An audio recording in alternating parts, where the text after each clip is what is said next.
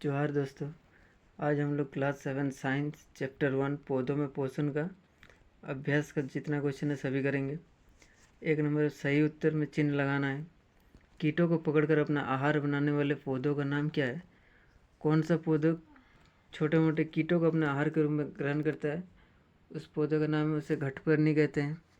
Next question, पौधों द्वारा सौर ऊर्जा को रासायनिक ऊर्जा में परिवर्तित किए जाने को क्या कहते हैं? पौधे द्वारा सौर ऊर्जा को रासायनिक ऊर्जा में किस प्रक्रिया द्वारा चेंज होता है? उससे हम लोग कहते हैं प्रकाश संश्लेषण। इसका राइट आंसर हो जाएगा ख नंबर। नेक्स्ट क्वेश्चन, प्रकाश संश्लेषण में हरे पौधे द्वारा वातावरण से लिया जाने वाला गैस का नाम क्या है? प्रकाश संश्लेषण में हरे पौधे से वातावरण से जो गैस लिया जाता है उसे कहते हैं कार्बन डाइऑक्साइड। राइट आंसर ग। 4 नंबर, परजीवी पौधा का एक उदाहरण। परजीवी पौधा हुआ जो दूसरों के शरीर में रहेगा, उसी का भोजन अपने रूप में ग्रहण करेगा, तो इसका राइट आंसर हो जाएगा अमरवेल। तो इसका राइट आंसर ख। नेक्स्ट क्वेश्चन, प्रकाश संश्लेषण में हरे पौधों की किस रचना से ऑक्सीजन वायुमंडल में मुक्त होती है? तो प्रकाश संश्लेषण क्रिया में जो गैसों का आदान प्रदान होते हैं उससे हम लोग क्या कहते हैं? रंध्र। तो इसका राइट आंसर हो जाएगा घ नंबर। नेक्स्ट क्वेश्चन, रिक्त स्थानों की पूर्ति कीजिए। पौधे द्वारा संश्लेषित खाद का भंडारण डैश रूप में किया जाता है? पौधों द्वारा संश्लेषित खाद का भंडारण किसके रूप में किया जाता है? जो पौधों में प्रकाश संश्लेषण के सहायता से खाना का निर्माण करता है उससे किस रूप में संग्रहित किया जाता है? उसे कहते हैं स्टार्च। तो इसका राइट आंसर हो जाएगा स्टार्च।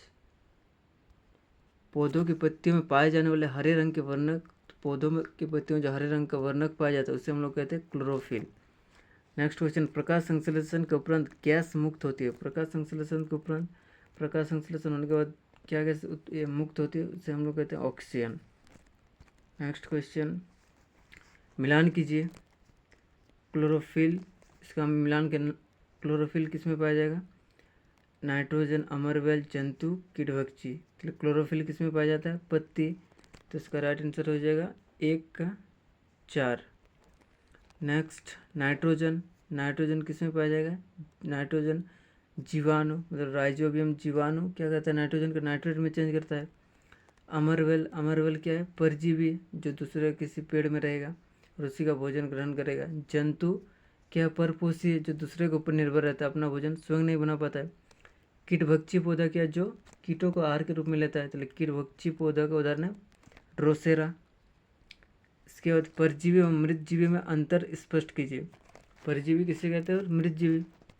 परजीवी पोषण की वह विधि जिसमें प्राणी अपना भोजन अन्य जीवित प्राणियों के शरीर से प्राप्त करते हैं, परजीवी पोषक कहलाते हैं।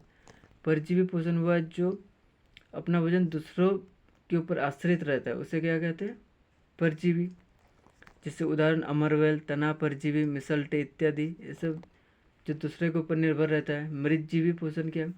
पोषण की विधि जिसमें प्राणी अपना भोजन मृत एवं विघटित जैविक पदार्थों से प्राप्त करते हैं, जो सड़ा गला चीज़ों को अपने भोजन के रूप में ग्रहण करते हैं, उसे क्या कहते हैं? मृतजीवी। जिसका उदाहरण है फफूंद, कुकुरमुत्ता या मशरूम इत्यादि। नेक्स्ट क्वेश्चन, आप पत्ती में स्टार्च की उपस्थिति का परीक्षण कैसे करेंगे? पत्ती में जो स्टार्च पाया जाता है उसका परीक्षण आप कैसे करेंगे? इसके लिए पत्ती में स्टार्च की उपस्थिति निम्नलिखित परीक्षण द्वारा करते हैं। क्रोटन या कोलियस की चित्तीदार पत्ती को तोड़िए। क्रोटन या कोलियस को पत्ती लेना होगा। इस पत्ती को विकर में डालकर कुछ देर उबालिए, उसको से उबालना होगा। फिर इस पत्ती को अल्कोहल वाले विकर में डालिए। अल्कोहल वाले विकर में इसको डालना होगा। अल्कोहल वाले विकर को कोल्ड बाथ में रखकर उबालिए। नेक्स्ट, पत्ती में मौजूद हरा वर्णक क्लोरोफिल पत्ती से निकलकर अल्कोहल में घुल जाता है और रंगीन पत्ती को पानी में अच्छा तरह धोइए। उसके बाद पत्ती को पेट्री डिश में रखकर आयोडीन की कुछ बूंदें डालिए। अब हम देखते हैं कि हरी पत्तियों वाला भाग गाढ़े नीले रंग का हो जाता है, परंतु सफ़ेद पत्ती वाला भाग नीला हो जाता है। इससे हम लोग स्टार्च की उपस्थिति का परीक्षण कर सकते हैं। वृक्षारोपण क्यों जरूरी है? भोजन के अतिरिक्त सभी जीवों के लिए परावश्यक ऑक्सीजन भी प्रकाश संश्लेषण के दौरान निर्मित होता है। भोजन के अतिरिक्त पेड़ पौधे से भोजन के अतिरिक्त ऑक्सीजन भी मिलता है।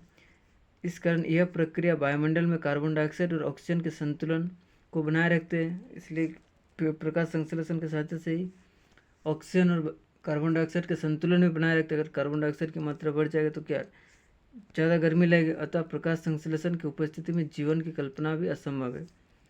अतः बिना प्रकाश संश्लेषण के जीवन असंभव है, इसलिए हमें ज़्यादा से ज़्यादा वृक्षारोपण जरूरी है।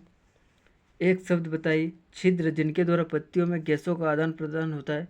तो पत्तियों में पाए जाने छोटे छोटे छिद्र को क्या कहते हैं? स्टोमाटा या रंध्र। नालिका जिनके द्वारा जल एवं खनिज लवण पत्तियों तक पहुंचता है। किस नालिका जिनके द्वारा जल एवं खनिज लवण पत्तियों तक पहुंचता है, इसे क्लोरोफिल। इसका राइट आंसर क्लोरोफिल नहीं होगा, इसका वाहिकाएं। इसका राइट आंसर हो जाएगा वाहिकाएं। इसके बाद खाए जाने वाले कवक का एक प्रकार है शैवाल। नेक्स्ट क्वेश्चन 10 नंबर, निम्नलिखित कदमों में सही और गलत का हमें चिन्ह करना है। प्रकाश संश्लेषण में ऑक्सीजन गैस मुक्त होती है। प्रकाश संश्लेषण में ऑक्सीजन गैस ही मुक्त होती है, राइट। ऐसे पादप जो अपना भोजन स्वयं संश्लेषित करते हैं उसे परजीवी कहलाते हैं। ऐसा पादप जो अपना भोजन स्वयं बनाते हैं उसे परजीवी कहलाते हैं? नहीं, उसे क्या कहते हैं? सोपोषी। इसका गलत, ख नंबर का आंसर गलत। प्रकाश संश्लेषण का उत्पाद प्रोटीन नहीं है, सही। इसका उत्पाद प्रोटीन नहीं है, राइट। प्रकाश संश्लेषण में सौर ऊर्जा का रासायनिक ऊर्जा में रूपांतरित होता है, राइट। इसका राइट। कीटभक्षी पौधे प्रकाश संश्लेषण से अपना भोजन बनाते हैं? नहीं, ये छोटे मोटे कीड़ों को अपने आहार के रूप में ग्रहण करते हैं। नेक्स्ट क्वेश्चन, प्रकाश संश्लेषण को एक समीकरण द्वारा दर्शाइए। तो प्रकाश संश्लेषण को समीकरण जैसे वायुमंडल से लिया लेता है कार्बन डाइऑक्साइड प्लस मिट्टी से जल इन द प्रेजेंस ऑफ सूर्य का प्रकाश और क्लोरोफिल, और उत्पाद बनता है कार्बोहाइड्रेट प्लस ऑक्सीजन प्लस जल। इसका समीकरण C6O2 plus 12H2O in the presence of सूर्य का प्रकाश क्लोरोफिल, उत्पाद बनेगा C6H12O6 carbohydrate plus 6O2 oxygen plus उसके साथ जल। नेक्स्ट क्वेश्चन, प्राकृतिक विधि द्वारा मिट्टी में पोषक तत्व के पूर्ण पूर्ति का उल्लेख कीजिए। ऐसे हम लोग प्राकृतिक विधि द्वारा मिट्टी में पोषक तत्व पूर्ण कैसे ला सकते हैं? तो लगातार लंबे समय तक पौधों द्वारा मिट्टी से पोषक तत्वों का अवशोषण होने से इसमें व्याप्त पोषक तत्व जैसे नाइट्रोजन, पोटेशियम, फास्फोरस की मात्रा कम हो जाती है। तो मिट्टी को इन पोषक तत्वों से समृद्ध करने के लिए भूमि मृदा में उर्वरक तथा खाद मिलाने की आवश्यकता होती है। इससे पौधों की वृद्धि एवं स्वास्थ्य पर अच्छा प्रभाव पड़ता है। नेक्स्ट क्वेश्चन, किसान अपने खेतों में रासायनिक उर्वरक क्यों मिलाते हैं? किसान अपने खेतों में रासायनिक उर्वरक इसलिए मिलाते हैं क्योंकि इससे मिट्टी की उर्वरता क्षमता बनी रहती है और ज़्यादा फसल भी उत्पन्न होता है। 40 नंबर, नाइट्रोजन युक्त फलीदार पौधों को उगाने के लिए खाद का उपयोग क्यों नहीं किया जाता है? अपने स्तर का कारण लिखिए। हाँ, नाइट्रोजन युक्त फलीदार पौधों को उगाने के लिए नाइट्रोजन युक्त खाद का प्रयोग नहीं करते क्योंकि नाइट्रोजन युक्त फलीदार पौधों की जड़ों में राइजोबियम नामक जीवाणु पाया जाता है। तो फलीदार पौधों में एक जीवाणु पाया जाता है, राइजोबियम जीवाणु, जो वायुमंडल का नाइट्रोजन को नाइट्रेट में चेंज कर देता है और यही नाइट्रेट खाद का कार्य करता है, जिस कारण इसे हम लोग खाद नहीं मिलाते हैं।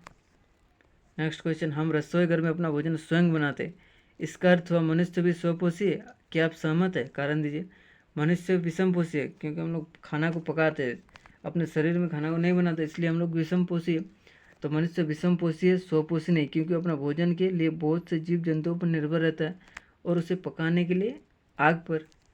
नेक्स्ट क्वेश्चन, एक गाय हर दिन एक ही पौधों की पत्तियां खाती है, क्या यह पौधा बिना पत्तियों के जीवित रह सकता है? तर्क दे।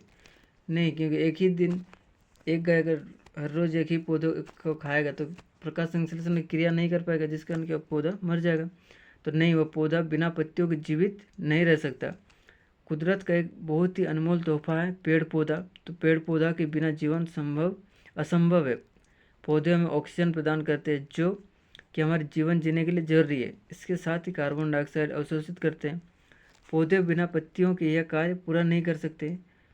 पत्तियां पौधों का सबसे महत्वपूर्ण भाग है, इसके बिना वह अपूर्ण है, इसलिए हमें पौधों को सुरक्षित रखना होगा। यह हमारा कार्य है, हमें यह ध्यान रखना होगा कोई भी जानवर पौधों को नुकसान ना पहुँचे। तो आज क्लास 7 केवल पूरा कंप्लीट हो गया। धन्यवाद।